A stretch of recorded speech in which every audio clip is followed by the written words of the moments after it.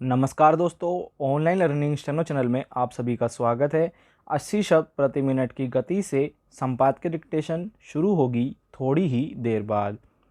दोस्तों, ये सभी डिफ़िकल्ट आउटलाइन आपको हमारे व्हाट्सएप ग्रुप और टेलीग्राम ग्रुप पर भी मिल जाएगी। लिंक नीचे डिस्क्रिप्शन बॉक्स में दिया गया है, आप वहाँ से जुड़कर ये सभी डिफ़िकल्ट आउटलाइन और डिक्टेशन का मैटर पा सकते हैं। चलिए शुरू करते हैं। 80 शब्द प्रति मिनट। स्टार्ट। जलवायु परिवर्तन के दुष्प्रभावों में सबसे बड़ा संकट खाद्य उपलब्धता का रेखांकित किया जाता रहा है।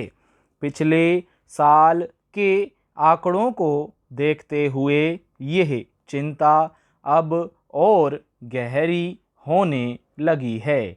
पिछले साल पूरी दुनिया में 20 करोड़ 50 लाख लोगों ने गंभीर खाद्य संकट का सामना किया।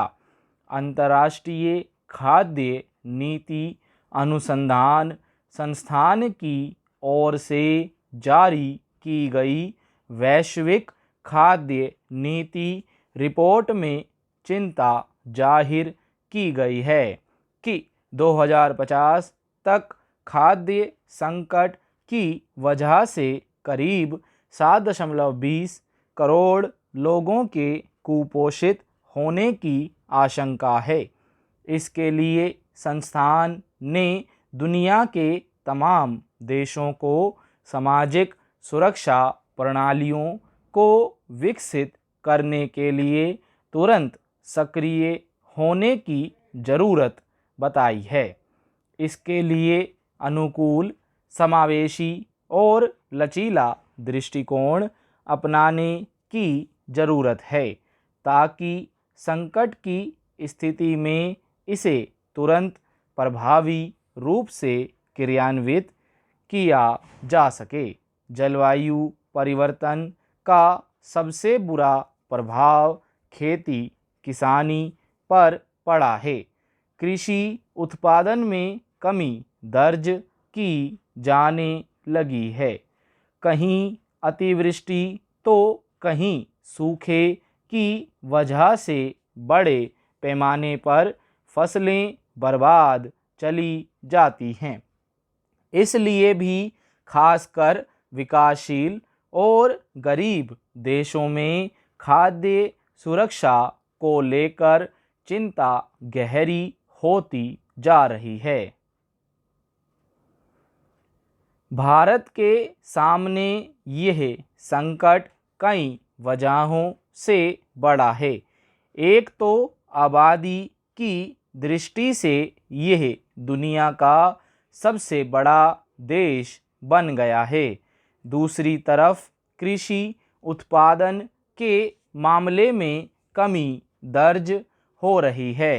हालांकि खाद्यान्न के मामले में भारत आत्मनिर्भर है, मगर जिस तरह उत्पादन में कमी दर्ज हो रही है और जो उत्पादन होता है उसका पूरी तरह सुरक्षित भंडारण नहीं हो पाता, उसमें खाद्य सुरक्षा कानून का लंबे समय तक पालन कर पाना चुनौती बनता जा रहा है।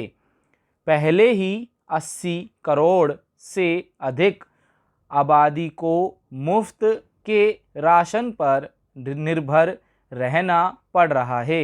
उनके पास रोजगार के ऐसे साधन नहीं हैं कि वे अपना भोजन वे खुद जुटा सकें। इस तरह इस आबादी में कुपोषण की गंभीर समस्या है। विश्व स्वास्थ्य संगठन के आंकड़ों के मुताबिक भारत में दुनिया के दूसरे देशों के मुकाबले कहीं अधिक कुपोषित बच्चे हैं।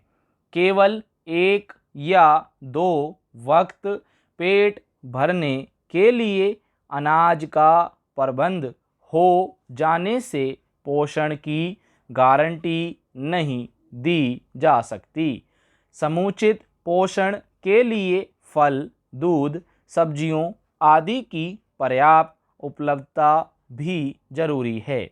इसके लिए कोई सरकारी प्रबंध नहीं है।